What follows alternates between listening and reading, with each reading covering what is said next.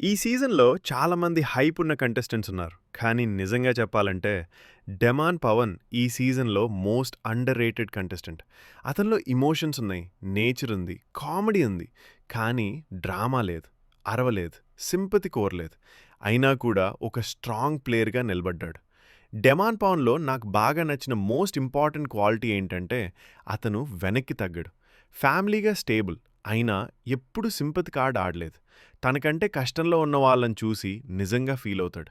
ఎవరైనా హెల్ప్ చేస్తే సింపుల్‌గా థాంక్ యూ చెప్పగలిగే మనసు. అది చాలా రేర్ క్వాలిటీ. టాస్క్‌ల విషయానికొస్తే డెమాన్ పవన్ అంటే task monster. God of the tasks. 100% కాదు, 200% కాదు. ప్రతి టాస్క్‌లో అతని effort 1000%. Last ticket to finale miss అయినా అది అన్‌లక్కీ తప్ప అతని లోపం కాదు. ఎదుటివాడిని కూడా సపోర్ట్ చేయగలడు. అది కూడా ఒక అమేజింగ్ క్వాలిటీ. అతను ఇంట్రోవర్ట్. ఎక్కువగా మాట్లాడడు. అందుకే చాలామంది అర్థం చేసుకోలేదు.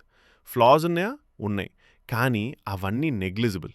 ఎందుకంటే అతని పెద్ద బలమేంటంటే ఎప్పుడూ వెనక్కి తగ్గడు. ఎప్పుడూ సింపతి అడగడు. అందుకే చెప్తున్నా, డెమాన్ పవన్ ఈ సీజన్‌లో గాడ్ ఆఫ్ ద టాస్క్స్. కనీసం టాప్ 3కి డిజర్వ్ చేసిన ప్లేయర్. ఇది నా ఒపీనియన్ కాదు, నా ఫీలింగ్. డెమాన్ పవన్ మీకు నచ్చితే మీ సపోర్ట్